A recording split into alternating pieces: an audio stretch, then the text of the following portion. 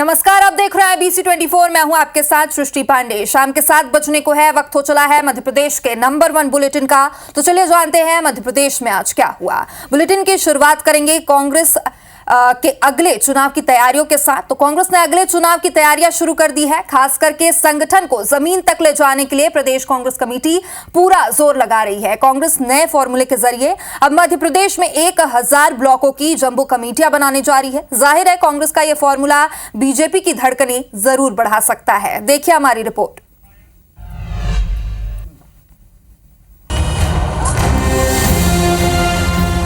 कांग्रेस अगले विधानसभा चुनाव के लिए तगड़ी एक्सरसाइज कर रही है। प्रदेश कांग्रेस कमेटी के पदाधिकारियों की जमावट के बाद अब कांग्रेस मैदानी जमावट की ओर बढ़ रही है। कांग्रेस जल्द ही जंबो ब्लॉक कमेटियां बनाने जा रही है, यानी कांग्रेस अब 487 ब्लॉक से बढ़कर 1000 ब्लॉक बनाने जा रही है। फिलहाल कांग्रेस ने 1000 ब्लॉक कांग्रेस कमेटियों के गठन का ड्राफ्ट दिल्ली भेज दिया है। कांग्रेस नेता ये दावा कर रहे हैं कि एआईसीसी ने भी तकरीबन 900 ब्लॉक कांग्रेस कमेटियों के गठन को मंजूरी भी दे दी है। कांग्रेस की कोशिश है कि संगठन को सबसे पहले जमीन पर मजबूत किया जाए, ताकि बीजेपी के संगठन से मुकाबला टक्कर का हो सके। लगभग 988 के करीब जो है वो हमने ब्लॉक्स बनाने की अनुमति मांगी है। तो निश्चित रूप से अब पूरा विस्तार करना पड़ेगा, नीचे से कार्यकर्ता को खड़ा करना पड़ेगा और तब हम जो है 2028 का रण जीतेंगे। दरअसल मध्य प्रदेश की बढ़ती आबादी की वजह से कांग्रेस भी अपना संगठनात्मक ढांचा बढ़ा रही है। हालांकि खबर यह भी मिली है कि एआईसीसी मध्य प्रदेश कांग्रेस के इस ड्राफ्ट से असहमत है, लेकिन एमपी कांग्रेस नए फॉर्मूले के जरिए उप ब्लॉक कांग्रेस कमेटी बनाकर संगठन का विस्तार करने वाली है। उधर बीजेपी ने भी 1000 मंडल तंडल तैयार कर लिए हैं। बीजेपी नेता कह रहे हैं कि कांग्रेस हवाबाजी ज्यादा करती है। विधायकों को पीसीसी में पद दिए जा रहे हैं, इनके पास कार्यकर्ता बचे ही नहीं हैं।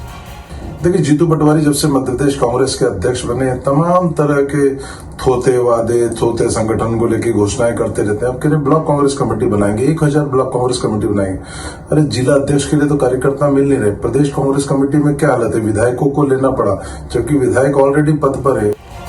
जाहिर है कि कांग्रेस मैदानी जमावट में कामयाब होती है तो ये तय है कि बीजेपी के लिए अगले चुनाव में मुश्किलें खड़ी हो सकती हैं। फिलहाल कांग्रेस के सामने चुनौती ऐसे चेहरों को खोजना भी है जो पद लेकर घर बैठने के बजाय बीजेपी से सीधी टक्कर ले सके। नवीन कुमार से IBC24 भोपाल। तो खबर तो आपने देख ली। आप समझते हैं कि खबर की खबर क्या है। कांग्रेस की तैयारी पर ज्यादा जानकारी के साथ हमारे संवाददाता भोपाल से जुड़ गए हैं। नवीन कुमार सिंह हमारे साथ जुड़े हुए हैं। नवीन, जिस हिसाब से पिछले विधानसभा चुनाव में कांग्रेस को तगड़ी हार का सामना करना पड़ा था, लेकिन अब 2028 के विधानसभा चुनाव के लिए कांग्रेस अपने नए फॉर्मूले के साथ सामने आ रही है, तो क्या इसमें कांग्रेस सफल हो पाएगी?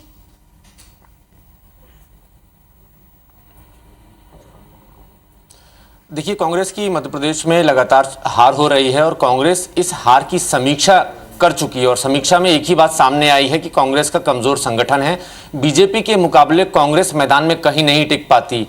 ये बड़ी वजह सामने निकल कर आई है और दिल्ली से लेकर भोपाल तक हर जगह संगठन को मजबूत करने की एक्सरसाइज पिछले कुछ दिनों से लगातार चल रही है। साल भर पहले जीतू पटवारी को मध्य प्रदेश कांग्रेस का अध्यक्ष बनाया, उमंग सिंगार को नेता प्रतिपक्ष बनाया, 2 युवा नेताओं को बड़ी जिम्मेदारी दी। ये उम्मीद की गई कि कांग्रेस पार्टी को जमीन पर मजबूती मिलेगी, युवा पार्टी से जुड़ेंगे।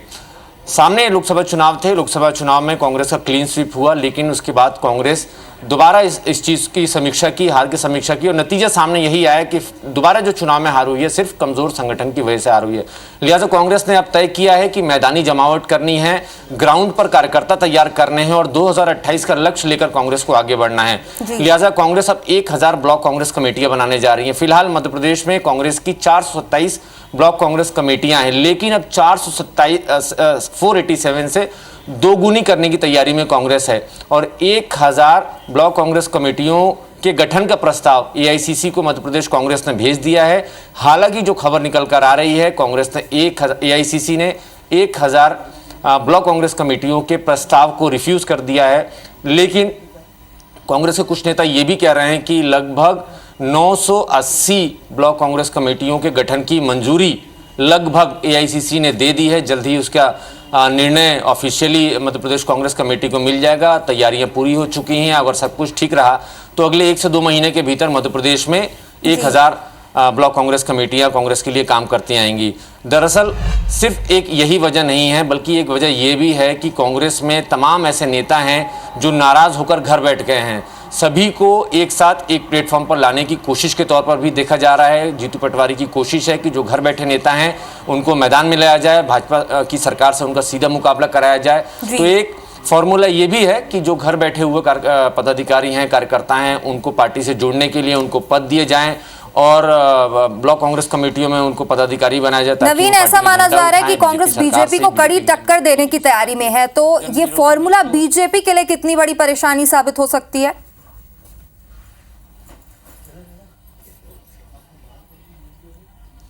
देखिए, इस वक्त मध्य प्रदेश भारतीय जनता पार्टी जो है वो देश भर में जो भारतीय जनता पार्टी का सुपर मॉडल है संगठन के लिहाज से। जितना काम मध्य प्रदेश में भारतीय जनता पार्टी ने किया है उतना काम किसी भी देश के किसी भी स्टेट में बीजेपी की यूनिट ने नहीं किया है।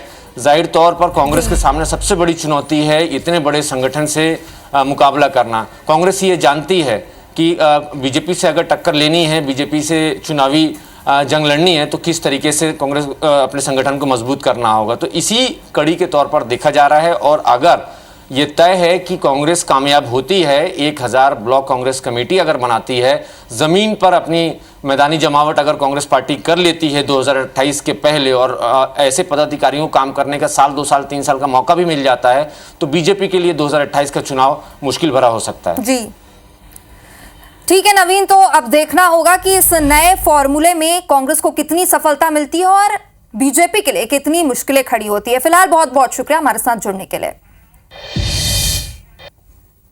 बड़ी खबर शिवपुरी से, जहां पर भौती में शिक्षक के यहाँ ईओडब्ल्यू का छापा पड़ा है। आय से कई गुना ज्यादा संपत्ति पाई गई है। शिक्षक के घर में करीब 8 करोड़ 36 लाख की चल अचल संपत्ति मिली है। रिहायशी भवन, करोड़ों की कई दुकानें हैं, जेवरात और लाखों के वाहन भी इसमें शामिल हैं। सुबह 6 बजे से ईओडब्ल्यू की कार्रवाई यहां पर जारी है। तो शिवपुरी से इस वक्त की बड़ी खबर, जहां पर शिक्षक के यहां ईओडब्ल्यू ने छापा मारा।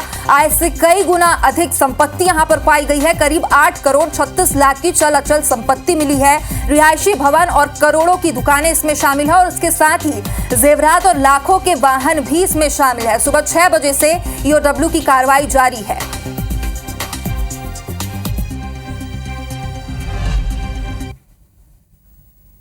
मध्य प्रदेश में रिश्वत खोरों के खिलाफ लोकायुक्त की छापेमार कार्रवाई लगातार जारी है और इसी कड़ी में जबलपुर में आय से अधिक संपत्ति मामले में लोकायुक्त पुलिस ने सुहागी इलाके में रहने वाले सहायक शिक्षक हरिशंकर दुबे के घर पर दबिश दी और कार्रवाई के दौरान लोकायुक्त को सहायक शिक्षक हरिशंकर दुबे के पास से 100% अधिक अनुपातहीन संपत्ति मिली है, जिसमें सुहागी में 2 मंजिला आलीशान मकान शामिल है और एक लग्जरी कार समेत जमीन के दस्तावेज भी मिले हैं।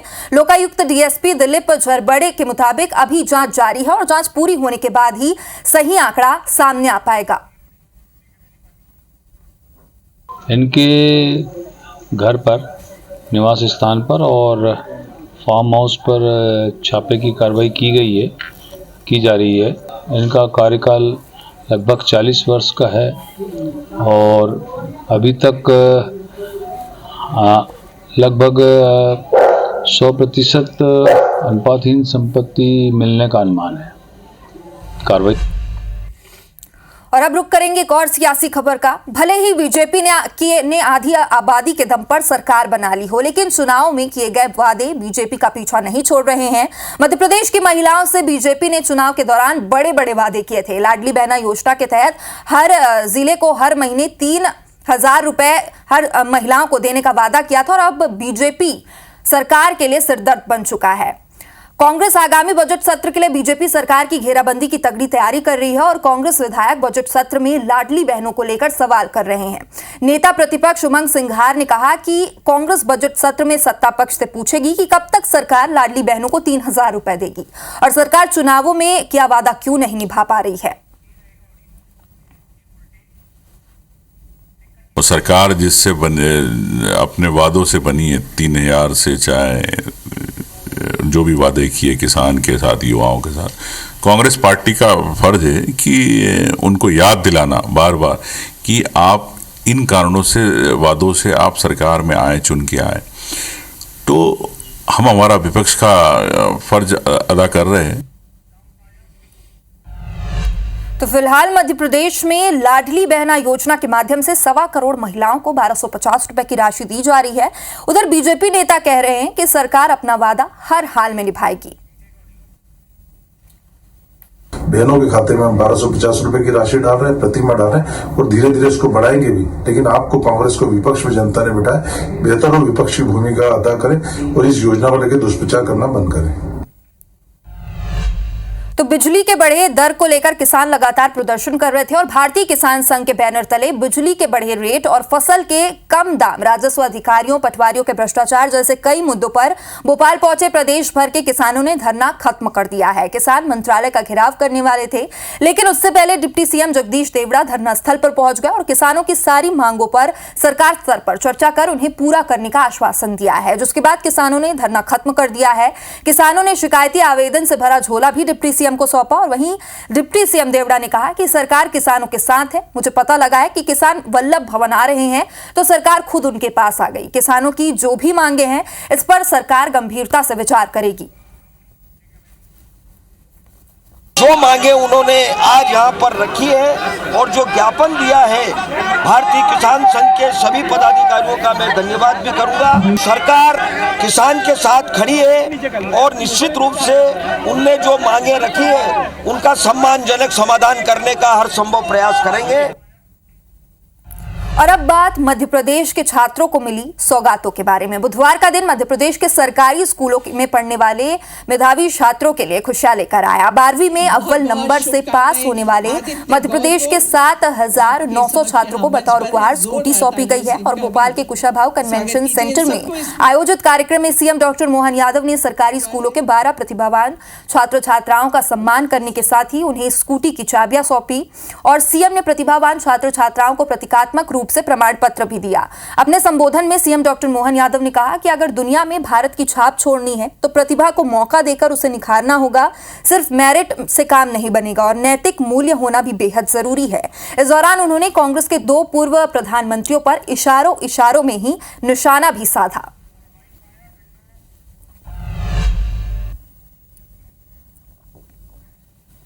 और दुनिया के अंदर भारत के गणतंत्र की छाप छोड़ना है। केवल योग्यता नहीं, योग्यता से बड़ी नैतिकता भी चाहिए। टैलेंट वाले तो करते हैं असंभव को। मैं भी आप में से हूं जो सरकारी स्कूल से पढ़ के निकले। हमको प्राइवेट स्कूल की सारी सुविधाएं नहीं मिली, लेकिन उसके बावजूद भी पढ़ने का मौका है तो नरेंद्र मोदी जी भी सरकारी स्कूल से निकले। कि हमारे यहाँ पर एक प्रधानमंत्री कहते थे कि मैं 1 रुपया पहुंचाता हूं तो नीचे 15 पैसे पहुंचते।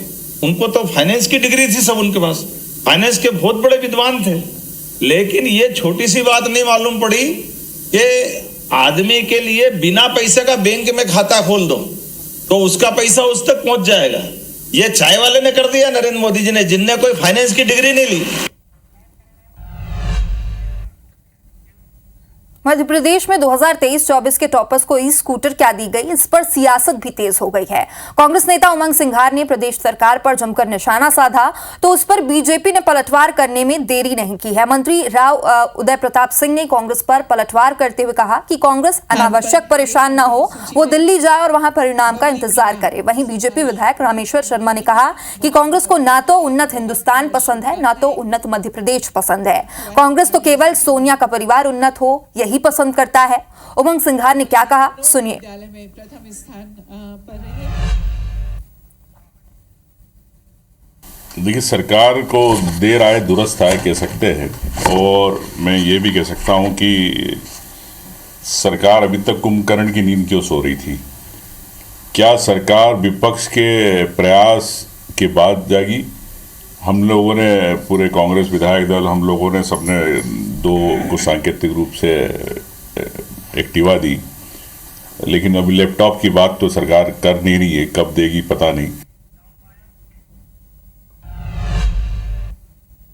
तो उमंग सिंघार के बयान पर बीजेपी नेताओं ने भी पलटवार किया है, वो भी आपको सुनवाते हैं। बच्चे, मुझे लगता है कि अगले पीढ़ी के लिए भी एक प्रेरक का काम करेंगे। वो बच्चे भी इस चुनौती में शामिल होने के लिए प्रयास करेंगे। कांग्रेस पार्टी में कहूंगा कि अनावश्यक यहाँ परेशान मत हो, दिल्ली की तरफ जाओ, वहां परिणामों का इंतजार करो। कांग्रेस को ना तो उन्नत हिंदुस्तान पसंद है, ना उन्नत मध्य प्रदेश पसंद है। कांग्रेस को तो केवल सोनिया का परिवार उन्नत हो वही हिंदुस्तान समझ में आता है। जब सोनिया का परिवार अब जो है कटोरा लेकर सड़कों पर मारा फिर रहा है और 10 जनपद की चाशनी अब खत्म हो गई है, इसलिए कांग्रेस दुखी, बेहाल है, लहूलहाल है।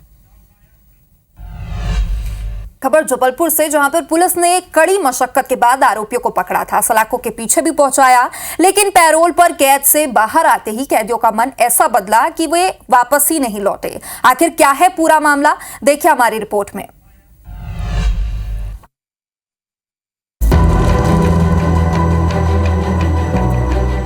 फिल्म डॉन का मशहूर डायलॉग तो आपको याद ही होगा, जिसमें फिल्म का नायक कहता है कि डॉन को पकड़ना मुश्किल ही नहीं नामुमकिन है। या यूं कहें कि 12 कैदियों का इंतजार जबलपुर सेंट्रल जेल प्रशासन को पिछले 15 साल से है, लेकिन उन्हें पकड़ना तो दूर, जेल प्रशासन इनका सुराग तक नहीं लगा पाया है। दरअसल ये वो कैदी हैं जो जेल से कुछ दिनों की पैरोल पर बाहर निकले थे, लेकिन फिर कभी इसकी सलाखों के पीछे नहीं पहुंच पाए। पैरोल पे बंदी समय समय पे यहाँ छोड़े जाते हैं, जो एक प्रक्रिया, एक नियम है उसके तहत, और ये अच्छे चाल चलन के ही मान करके अपन बंदी को छोड़ते हैं। आज की स्थिति में लगभग 12 बंदी हैं जो कि बाहर हैं, जिनकी सर्च जारी है। आइए डालते हैं उन शातिर कैदियों पर एक नजर जो पैरोल पर निकले तो न जाने कहां गायब हो गए। जो कैदी लंबे वक्त से फरार हैं उनमें दमोह निवासी गणेश सिंह, नरसिंहपुर का ईश्वर सिंह, छिंदवाड़ा का ललित कुमार, सिवनी का सुनील खटीक, नरसिंहपुर का गणपत सिंह उर्फ गन्नू, जबलपुर निवासी विपिन कुमार, विनोद कुमार, शिवपुरी का रहने वाला शिव प्रसाद और बालाघाट का रहने वाला अमरकंठ शामिल है। पुलिस में FIR दर्ज है और उनकी सर्चिंग समय समय पर पुलिस के द्वारा की जाती है, जैसे जैसे उन्हें जानकारी प्राप्त होती है। बीच बीच में हमारे द्वारा भी पुलिस को इस बात का रिमाइंड करा जाता है कि ये बंदी बाहर है, फरार है, इन्हें पकड़ना है। काफी हाथ पैर मारने के बाद जब कैदी गिरफ्त में नहीं आए तो मजबूरन सेंट्रल जेल प्रशासन ने थक हार कर पुलिस से मदद मांगी है, जिसके बाद कैदियों को पकड़ने का जिम्मा क्राइम ब्रांच को सौंपा गया है। दरअसल सभी 12 कैदी जेल में आजीवन कारावास की सजा काट रहे थे। यही वजह है कि कैदियों को जेल प्रशासन ने जेल में उनके व्यवहार और चाल चलन को देखते हुए पैरोल पर जेल से बाहर जाने की अनुमति दी थी, लेकिन जेल प्रशासन की दरियादिली का इन्होंने ऐसा सिला दिया जिसे जेल के अफसर शायद ही कभी भूल पाएंगे। अभिषेक शर्मा, IBC 24, जबलपुर। और अब अगली खबर ऐसे चोर की जो नशे में बाइक चोरी करता था और पेट्रोल खत्म होने पर बाइक वहीं छोड़कर चला जाता था। पूरा मामला इंदौर का है, जहां पर छोटी ग्वालटोली पुलिस ने एक ऐसे चोर को पकड़ा जो शराब के नशे में बाइक चुराता था। पेट्रोल खत्म होते ही गाड़ी वहीं पर छोड़कर वहां से चला जाता था। आरोपी ने छत्रीपुरा थाने के पुलिसकर्मी की भी बाइक चोरी की थी और पुलिस ने आरोपी से 5 बाइक जब्त की है। पुलिस सरवटे बस स्टैंड से चोरी हुई 2 बाइक के मामले में आरोपी की तलाश कर रही थी। पुलिस को मुखबिर से एक बाइक चोरी होने की सूचना मिली जो शराब के नशे में बाइक चोरी करता था। पेट्रोल जहां खत्म होता था वहीं बाइक छोड़कर चला जाता था। पुलिस ने ऐसे 5 लावारिस बाइक जब्त किए हैं और पुलिस ने इस मामले में 150 से अधिक CCTV खंगाले तो पता चला कि आरोपी रवि वर्मा है, जो छोटा बागदड़ा के लेक पैलेस कॉलोनी का निवासी है। पुलिस ने आरोपी रवि वर्मा को गिरफ्तार कर लिया है और बाइक भी जब्त की है। नशे में हालत में होने के कारण ये बाइकों को चुराता था और उसके बाद उस बाइक का उपभोग करने के बाद जब बाइक का पेट्रोल ख़त्म हो जाता था, डीजल ख़त्म हो जाता था, तो उसको वो किसी भी स्थान पर छोड़ के अन्यत्र चला जाता था। इसके पास से 5 गाड़ियां बरामद हुई हैं जो मोटरसाइकिल्स हैं। सारी पूछताछ की जा रही है और आज इसको माननीय न्यायालय में पेश करने के बाद PR लेके भी और इसने कोई घटना कारित की है कि नहीं, इस संबंध में पूछताछ की जाएगी। और इसी के साथ इस बुलेटिन में इतना ही। देश प्रदेश की तमाम बड़ी और अहम खबरों से जुड़े रहने के लिए आप देखते रहिए IBC 24 और आगे देखिए हमर बानी हमर कोच। नमस्कार।